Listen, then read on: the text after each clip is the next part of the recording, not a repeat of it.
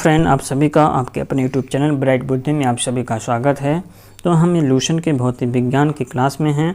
तो आज हमारा टॉपिक होगा मानव नेत्र। इससे पहले हमने इसमें कई क्लास ले चुके हैं। अगर आप नहीं देखे हैं तो प्लेलिस्ट में जा कर के देख सकते हैं, जो कि बीपीएससी तैयारी 4.0 के लिए बहुत ही इम्पोर्टेंस होने वाला है। तो चलिए शुरू करते हैं। आज हमारा यही टॉपिक है मानव नेत्र अर्थात ह्यूमन आई।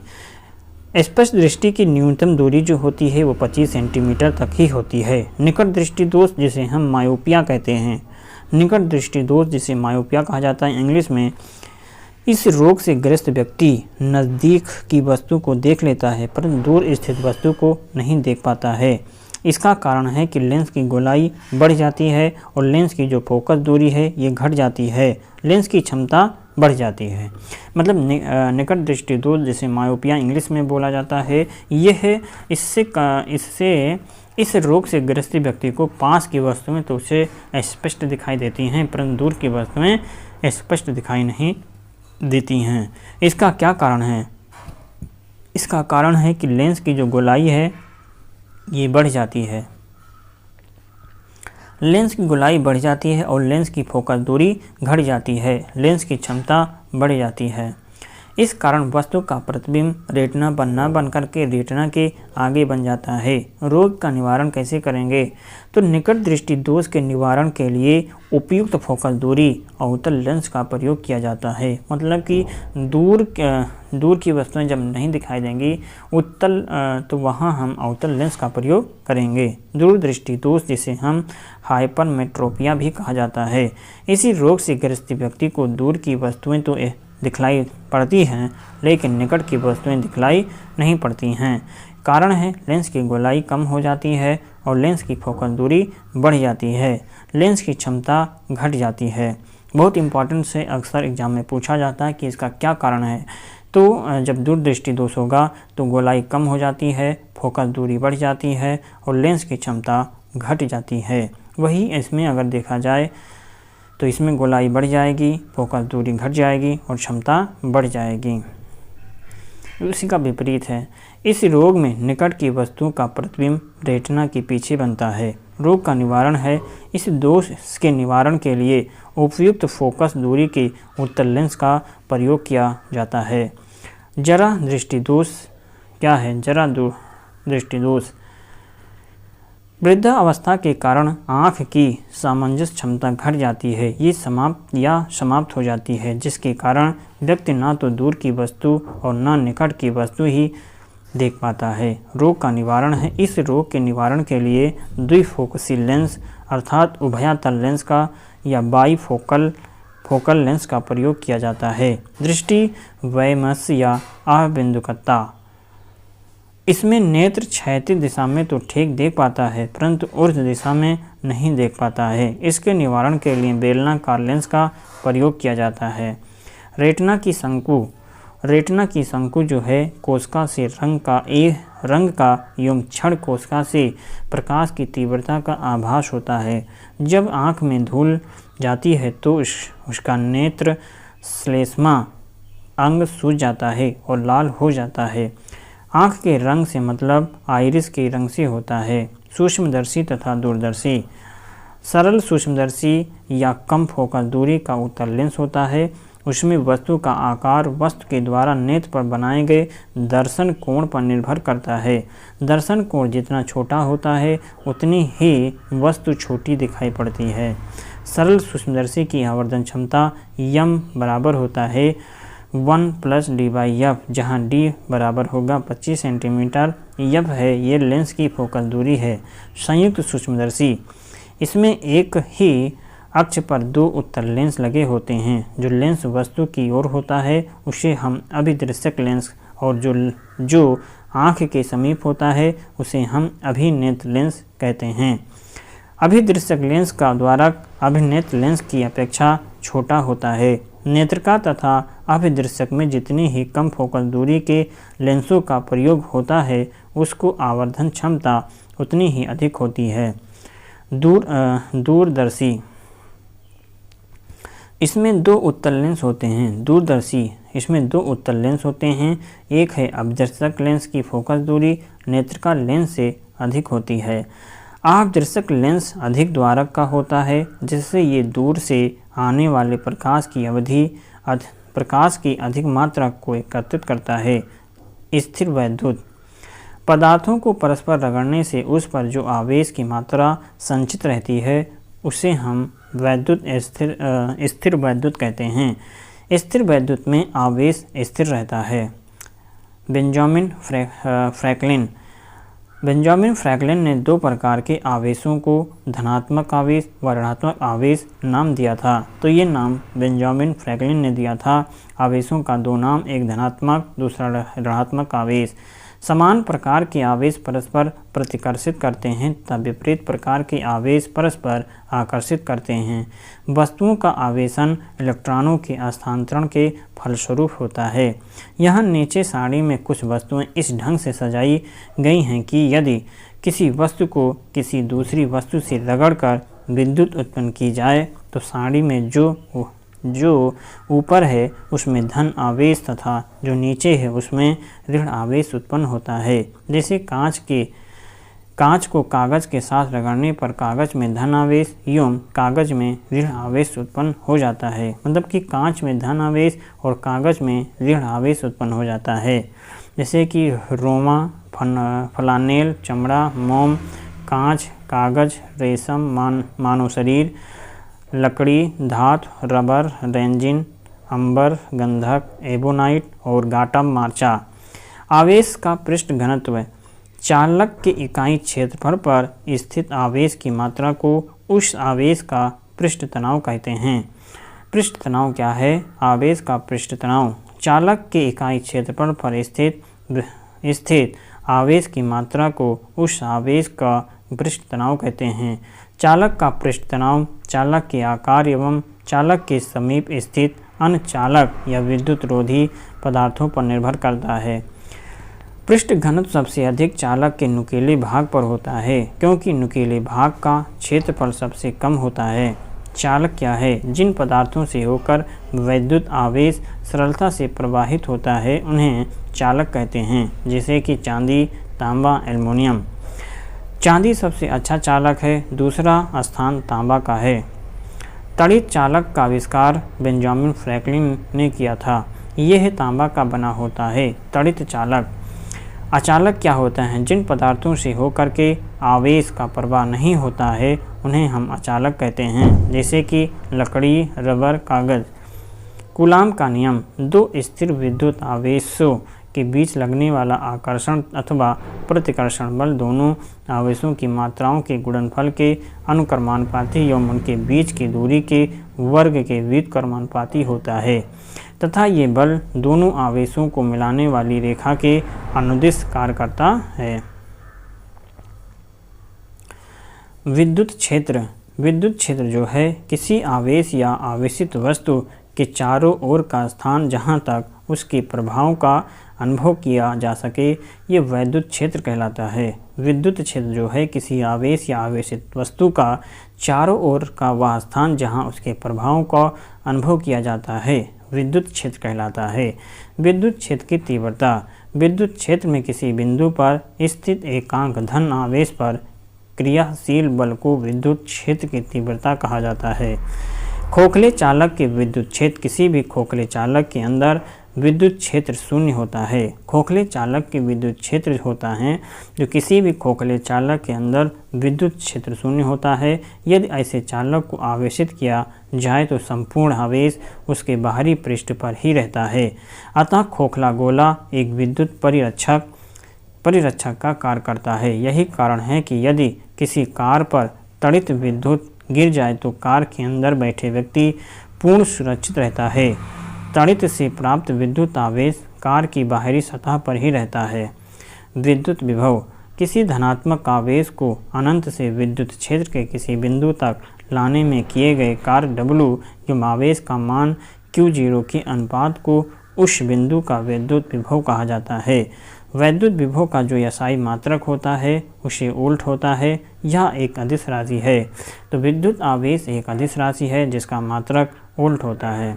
विभवांतर एक कूलाम धनात्मक आवेश को विद्युत क्षेत्र में एक बिंदु से दूसरे बिंदु तक ले जाने में किए गए कार्य को उन बिंदुओं के मध्य विभवांतर कहते हैं। तो एक कूलाम धनात्मक आवेश को विद्युत क्षेत्र में एक बिंदु से दूसरे बिंदु तक ले जाने में किया गया कार्य को उन बिंदुओं के मध्य विभवांतर कहते हैं। इसका मात्रक वोल्ट होता है। यह एक अदिश राशि है। विद्युत धारिता किसी चालक की धारिता चालक को दिए गए आवेश Q तथा उसके कारण चालक के विभव में होने वाले परिवर्तन V के अनुपात को कहते हैं। विद्युत धारिता का SI मात्रक फैराड है। क्या है? फैराड है विद्युत धारिता का मात्रक। विद्युत सेल क्या है? विद्युत सेल मुख्यतः दो प्रकार का होता है। पहला है प्राथमिक सेल, द्वितीय है द्वितीयक सेल। प्राथमिक सेलों में रासायनिक ऊर्जा को सीधे विद्युत ऊर्जा में परिवर्तित किया जाता है। प्राथमिक सेल में रासायनिक ऊर्जा को सीधे विद्युत ऊर्जा में परिवर्तित किया जाता है और एक बार प्रयोग कर लेने के बाद यह बेकार हो जाता है। वही वोल्टीय सेल जो होता है, ये लेक्लांसे सेल, डैनियल सेल, शुष्क सेल प्राथमिक सेल के उदाहरण हैं। वोल्टीय सेल मतलब कि प्राथमिक सेल के उदाहरण कौन से आते हैं? तो वोल्टीय सेल, लेक्साले सेल और शुष्क सेल प्राथमिक सेल, डैनियल सेल जो हैं ये प्राथमिक सेल हैं, प्राथमिक सेल के उदाहरण हैं। द्वितीयक सेल में पहले विद्युत ऊर्जा को रासायनिक ऊर्जा में, फिर रासायनिक ऊर्जा को विद्युत ऊर्जा में परिवर्तित किया जाता है। आवेशन कर इसे बार बार प्रयोग में लाया जा सकता है। वोल्टीय सेल का आविष्कार 1799 में प्रोफेसर एल्जांडो के वोल्ट ने किया था और लेक्साले सेल का प्रयोग वहाँ किया जाता है जहाँ रुक कर थोड़े समय के लिए विद्युत धारा की आवश्यकता होती है। जैसे कि विद्युत घंटी, टेलीफोन आदि में हम लेक्साले सेल का प्रयोग कहाँ पर किया जाता है? वहाँ जहाँ पे रुक करके थोड़े समय के लिए विद्युत धारा की आवश्यकता होती है, हम वहाँ पे विद्युत घंटी अथवा टेलीफोन का प्रयोग करते हैं। विद्युत धारा, विद्युत धारा क्या है? विद्युत धारा क्या है? किसी चालक में विद्युत आवेश के प्रवाह की दर को विद्युत धारा कहते हैं। विद्युत धारा की दिशा धन आवेश की गति की दिशा की ओर मानी जाती है। इसका जो SI मात्रक होता है एम्पियर होता है। विद्युत धारा का SI मात्रक एम्पियर होता है।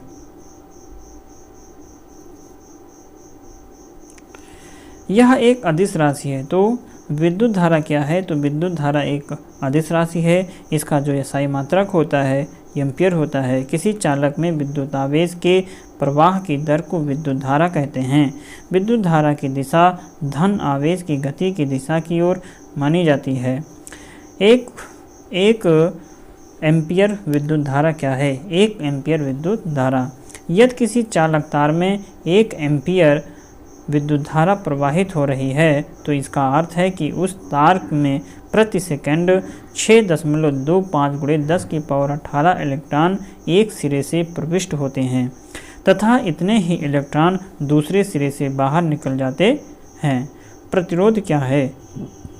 किसी चालक में विद्युत धारा के प्रवाहित होने पर चालक के परमाणुओं तथा अन्य कारकों के द्वारा उत्पन्न किए गए व्यवधान को ही चालक का प्रतिरोध कहते हैं। इसका जो मात्रक होता है प्रतिरोध का ओम होता है। तो किसी चालक में विद्युत धारा के प्रवाहित होने पर चालक के परमाणुओं तथा अन्य कारकों के द्वारा उत्पन्न किए गए व्यवधान को ही चालक का प्रतिरोध कहते हैं। इसका जो मात्रक है ओम है। मानव शरीर जो है ये शुष्क मानव शरीर के विद्युत प्रतिरोध के परिमाण की कोटि 10⁶ ओम होता है। अर्थात जो मानव शरीर के विद्युत प्रतिरोध के परिमाण की कोटि 10⁶ ओम होता है। ओम का नियम क्या है? यदि चालक की भौतिक अवस्था जैसे कि ताप आदि में कोई परिवर्तन न हो तो चालक के सिरों पर लगाया गया विभवांतर उसमें प्रवाहित धारा के अनुक्रमानुपाती होता है। यदि किसी चालक के 2 बिंदुओं के बीच विभवांतर V वोल्ट हो तथा उसमें प्रवाहित धारा I एम्पियर हो तो ओम के नियम के अनुसार V अनुक्रमानुपाती I होता है।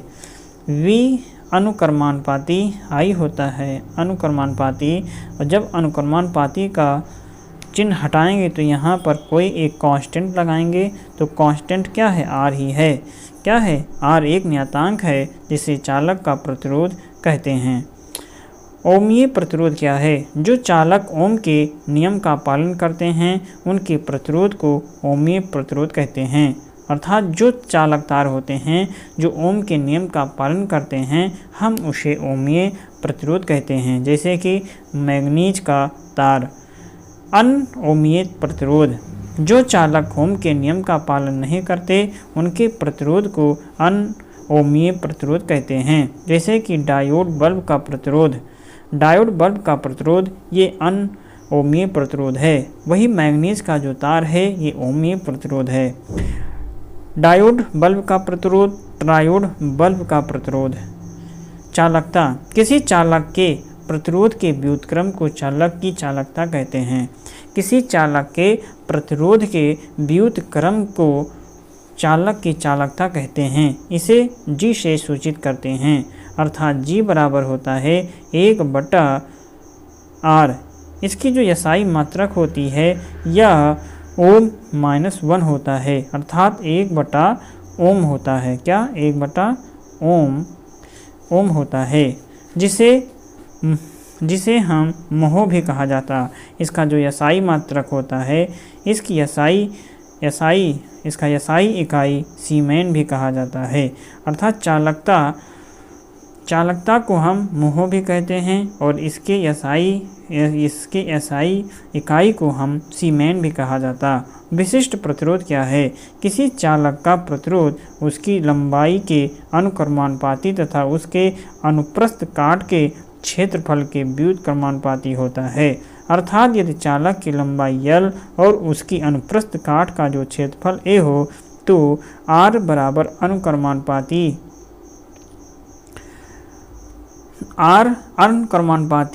L/A। तो R जब अनुक्रमानुपाती का चिन्ह हटाते हैं तब कोई कांस्टेंट अथवा नियतांक का चिन्ह लगा दिया जाता है और ये रो है, इसे हम नियतांक कहते हैं, जिसे चालक का विशिष्ट प्रतिरोध कहा जाता है। अतः एक ही पदार्थ के बने हुए मोटे तार का प्रतिरोध कम तथा पतले तार का प्रतिरोध अधिक होता है। तो विशिष्ट चालकता क्या होता है? विशिष्ट चालकता क्या है? किसी चालक का प्रतिरोध उसकी लंबाई के अनुक्रमानुपाती तथा उसके अनुप्रस्थ काट के क्षेत्रफल के व्युत्क्रमानुपाती होता है। अर्थात यदि चालक की लंबाई L और अनुप्रस्थ काट का जो क्षेत्रफल A होता है वो बराबर होता है R अनुक्रमानुपाती L/A। वही R = ρL/A, जहाँ रो एक नियतांक है। विशिष्ट चालकता, किसी चालक के विशिष्ट प्रतिरोध के व्युत्क्रम को चालक का विशिष्ट प्रतिरोध या विशिष्ट चालकता कहते हैं। इसे हम रो से सूचित करते हैं और ρ/1 इसका जो एसआई मात्रक होता है ये 1/ओम × मीटर होता है। अर्थात ओम के पावर -1 × मीटर-1 होता है। प्रतिरोधों का संयोजन। सामान्य प्रतिरोधों का संयोजन दो प्रकार से, एक होता है श्रेणी क्रम में और दूसरा होता है समांतर क्रम में। तो प्रतिरोधों का संयोजन दो तरह से करते हैं। पहला है श्रेणी क्रम में संयोजन और दूसरा है समांतर क्रम में। श्रेणी क्रम में संयोजित प्रतिरोधों का समतुल्य प्रतिरोध समस्त प्रतिरोधों के योग के बराबर होता है। समानांतर क्रम में संयोजित प्रतिरोधों के समतुल्य प्रतिरोध का व्युत्क्रम उनके प्रतिरोधों के व्युत्क्रम के योग के बराबर होता है। ओम मीटर जो है ये विद्युत प्रतिरोध को मापता है। ओम मीटर ये विद्युत प्रतिरोध को मापता है। फ्लोरोसेंट लैंप में चौक का प्रयोग प्रतिरोधकता को कम करने के लिए किया जाता है। विद्युत शक्ति क्या है? विद्युत परिपथ में ऊर्जा के क्षय होने की दर को शक्ति कहते हैं। विद्युत परिपथ में ऊर्जा के क्षय होने की दर को शक्ति कहते हैं। इसका जो SI मात्रक होता है वाट होता है। किलोवाट घंटा मात्रक अथवा यूनिट, किलोवाट घंटा अथवा यूनिट। 1 किलोवाट घंटा मात्रक अथवा 1 यूनिट विद्युत ऊर्जा की वह मात्रा है जो कि किसी परिपथ में 1 घंटे में व्यय होती है, जबकि परिपथ में 1 किलोवाट की शक्ति हो।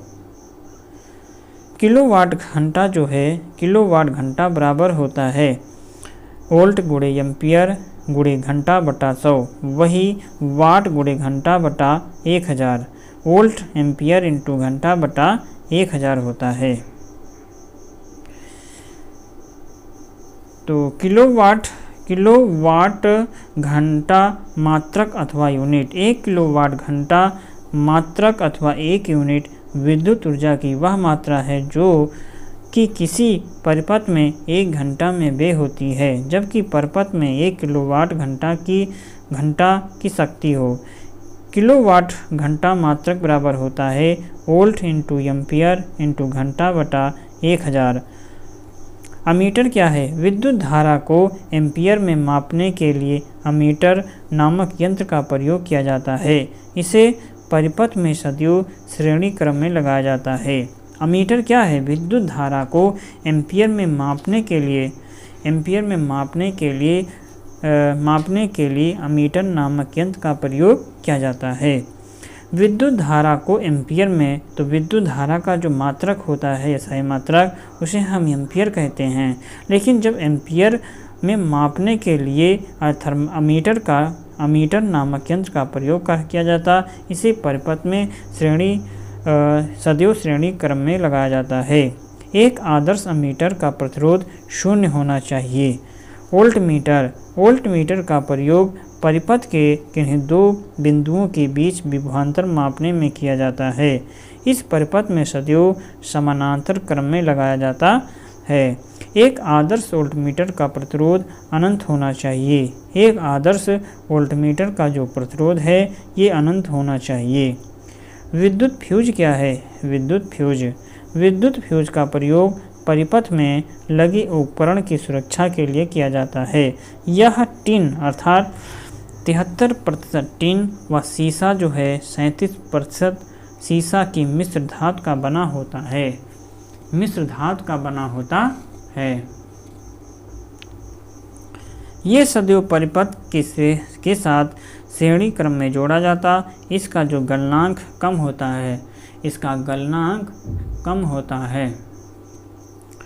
गैल्वेनोमीटर विद्युत परिपथ में विद्युत धारा की उपस्थिति बताने वाला एक यंत्र है।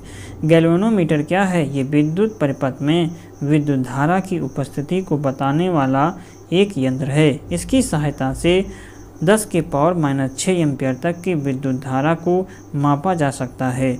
अर्थात हम गैल्वेनोमीटर से विद्युत धारा को माप सकते हैं इसकी सहायता से। यह है विद्युत परिपथ में विद्युत धारा की उपस्थिति बताने वाला एक यंत्र होता है। इसे हम गैल्वेनोमीटर कहते हैं। शंट का उपयोग क्या है? शंट एक अत्यंत कम प्रतिरोध वाला तार होता है जिसे गैल्वेनोमीटर के समानांतर क्रम में लगा करके अमीटर बनाया जाता। गैल्वेनोमीटर के श्रेणी क्रम में एक निश्चित प्रतिरोध को लगा करके वोल्टमीटर बनाया जाता है। ट्रांसफार्मर क्या है? विद्युत चुंबकीय प्रेरण के सिद्धांत पर कार्य करने वाला यह एक ऐसा यंत्र है जो उच्च AC वोल्टेज को निम्न AC वोल्टेज में एवं निम्न AC वोल्टेज को उच्च AC वोल्टेज में बदल देता है। यह केवल प्रत्यावर्ती धारा के लिए प्रयोग किया जाता है। ट्रांसफार्मर के कोर बनाने के लिए नरम लोहे का प्रयोग किया जाता है। AC डायनेमो क्या है? AC डायनेमो या जनरेटर यह एक यांत्रिक ऊर्जा को विद्युत ऊर्जा में परिवर्तित करता है। ये विद्युत चुंबकीय प्रेरण के सिद्धांत पर कार्य करता है। विद्युत मोटर यह एक ऐसा यंत्र है जो विद्युत ऊर्जा को यांत्रिक ऊर्जा में बदल देता। यह विद्युत चुंबकीय प्रेरण के सिद्धांत पर कार्य नहीं करता है। ये विद्युत चुंबकीय प्रेरण के सिद्धांत पर कार्य नहीं करता। दिष्ट धारा क्या है? प्रत्यावर्ती धारा को दिष्ट धारा में परिवर्तित करने वाले युक्ति को दिष्ट धारा कहते हैं।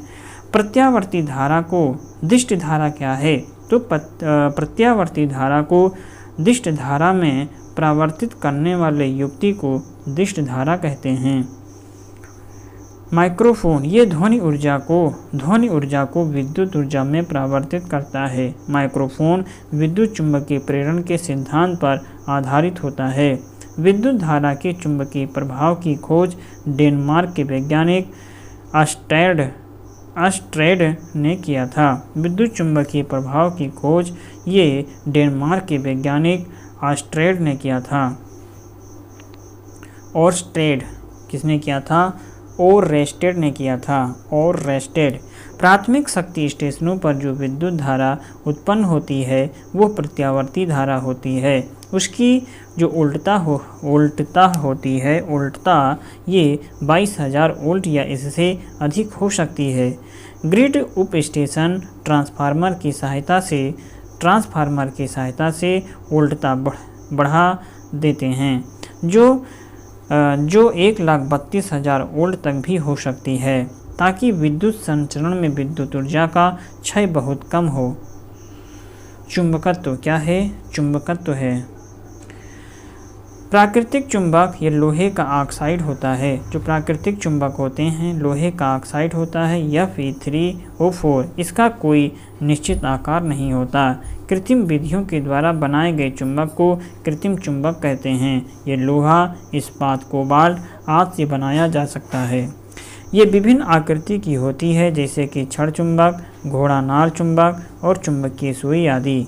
चुंबक लोहे को अपनी ओर आकर्षित करता है। इस गुण को चुंबकत्व कहते हैं। मतलब चुंबक जो होते हैं ये लोहे को अपनी ओर आकर्षित करते हैं। इस गुण को चुंबकत्व कहते हैं। चुंबक के सिरों के समीप चुंबकत्व सबसे अधिक होता है। वे क्षेत्र चुंबक के ध्रुव कहलाते हैं। चुंबक के ठीक मध्य में चुंबकत्व नहीं होता है। चुंबक को क्षैतिज तल में स्वतंत्रतापूर्वक लटकाने पर उसका एक ध्रुव जो है सदैव उत्तर की ओर तथा दूसरा ध्रुव सदैव दक्षिण की ओर ठहरता है।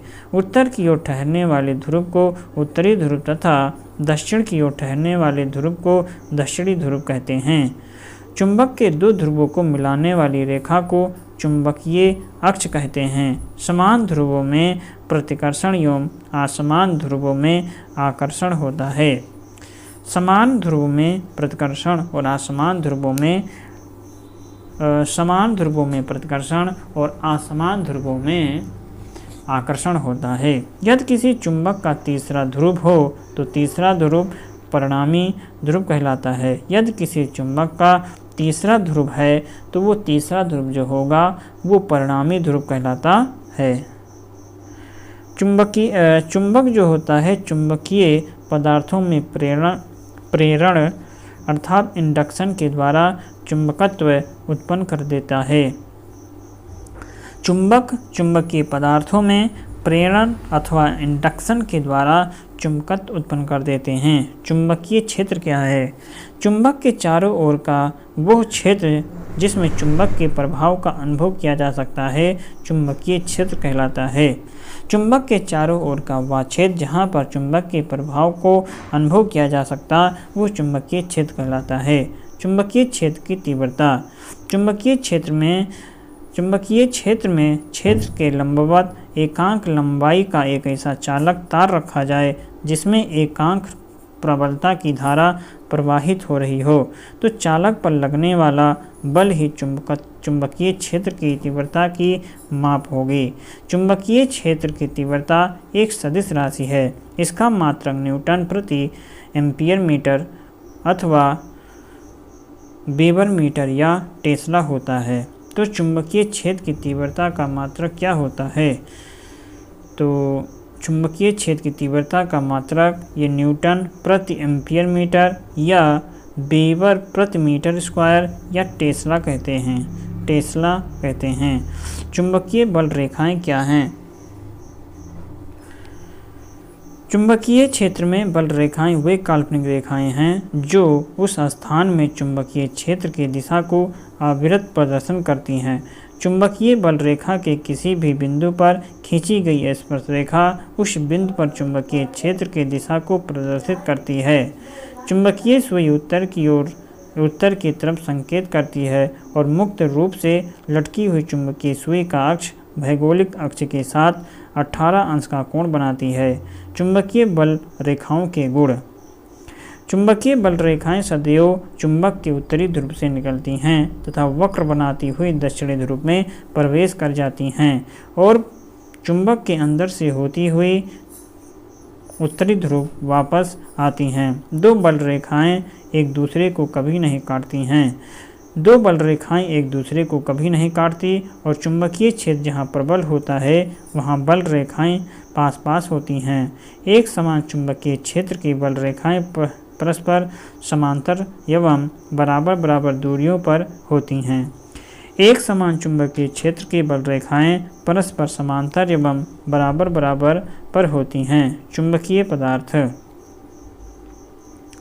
चुंबकीय पदार्थ में प्रतिचुंबकीय पदार्थ आता है। प्रतिचुंबकीय पदार्थ वे पदार्थ हैं जो चुंबकीय क्षेत्र में रखे जाने पर क्षेत्र की विपरीत दिशा में चुंबकत्व हो जाते हैं, जैसे कि जस्ता, बिस्मित, तांबा, चांदी, सोना, हीरा, नमक, जल आदि प्रतिचुंबकीय पदार्थ के उदाहरण हैं।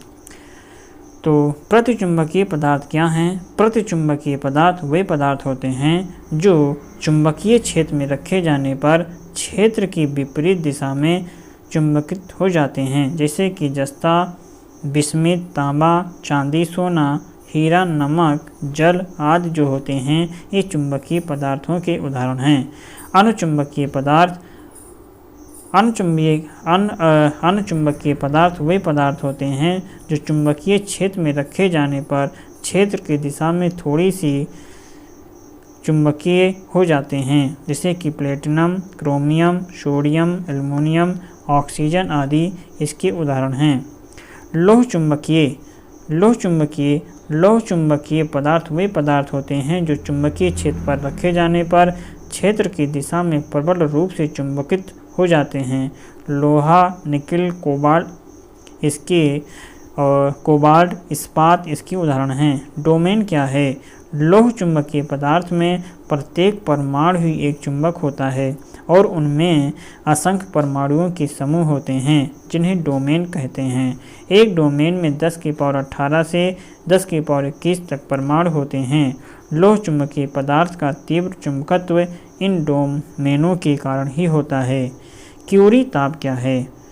क्यूरी ताप वह ताप है जिसके ऊपर पदार्थ अनुचुंबकीय व जिसके नीचे पदार्थ लौह चुंबकीय होता है।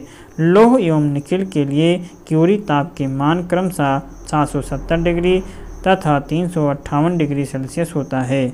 क्यूरी ताप क्या है? क्यूरी ताप वह ताप है जिसके ऊपर पदार्थ अनुचुंबकीय व जिसके नीचे पदार्थ लौह चुंबकीय होता है। लोहा एवं निकिल के लिए क्यूरी ताप के मान क्रमशः 770 डिग्री और 358 डिग्री सेल्सियस होता है। अस्थायी चुंबकीय बनाने के लिए नरम लोहे का प्रयोग किया जाता है।